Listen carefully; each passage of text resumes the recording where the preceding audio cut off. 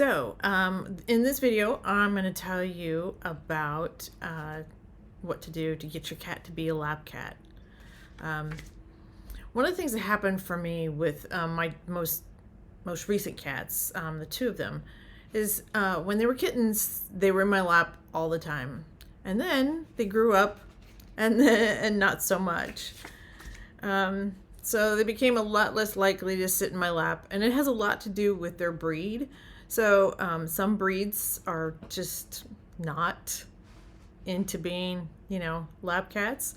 And some has to do with their personality. They are just insistent on being a lap cat. My cat's just a little bit too much.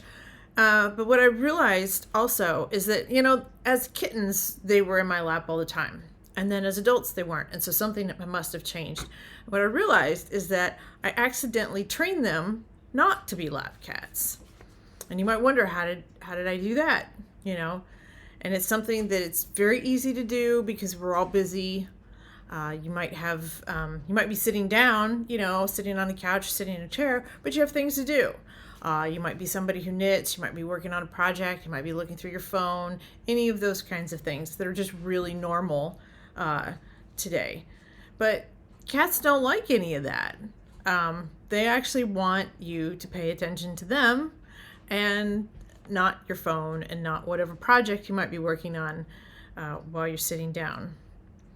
So it's not uncommon for cats to want to be in your lap when you're busy, but if you keep pushing them away and setting them aside, which is something that I did, so I was busy working on something as the cats grew a little bit older, and so instead of having them in my lap, because it made it hard for me to work on stuff that I was doing, that I would set them to my side.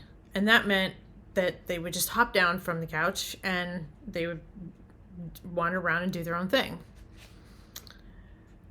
So that's kind of, how you train your cat not to sit in your lap is, things like as soon as they settle down in your lap that you need to get up.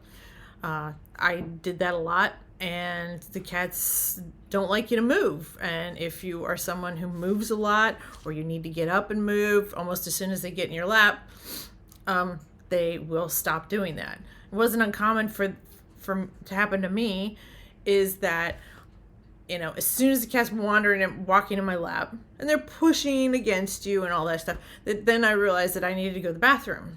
So then I have to get up and go to the bathroom, and that means putting the cat down. And do they come back to get in my lap? No.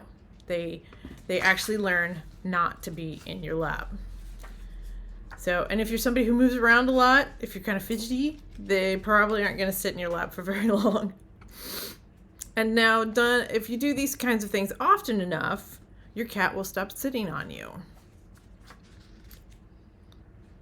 Now, that can be reversed.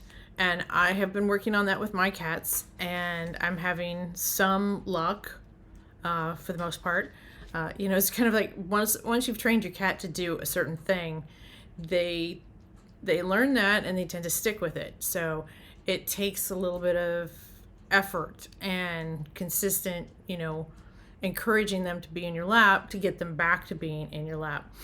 I had good luck with that. I'll show you a picture of Finn in my lap, and he hardly ever walks into my lap, and lately that's exactly what he's been doing.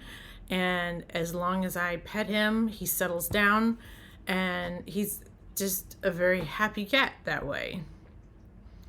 Now, if you want to get your cat to sit in your lap and be a cat that does that frequently, one, you don't want to force your cat. That is never going to work. That's going to discourage your cat from coming up to you and things like that. So on those occasions when your cat comes up to you, maybe comes up next to you, you want to encourage your cat. You want to give them praise and pet your cat anytime they get close to you, or if they actually start to walk into your lap. You also want to avoid moving when your cat is in your lap as much as you can, especially if you're trying to train them to be a lap cat again. I think I've had cats that are very much into being on your lap, and they didn't mind the slight movements, but these cats that I have now, little movements seem to bother them. So if you can stay still and just let them sit in your lap for as long as they want, or until you really do have to get up. Um, and of course, finally, pet your cat if your cat wants to be petted. And you can pet your cat for as long as the cat allows it. And when you're petting your cat, I stroke my cat's back. So basically, from his neck down to the base of his tail. And that seems to work really well for him and to keep him, calm. Not every cat likes to be petted on its head. So a nice long stroke along the back will make a difference. So those are my recommendations for training your cat to be a lap cat. And coming up, you'll see a picture of Finn sitting in my lap. I wasn't able to get a video of him. It was kind of dark, but I do have a photo, and it's a little dim, but I hope you'll excuse that, since it's so difficult to actually catch him in my lap at any given time and have my phone nearby. Thank you for watching.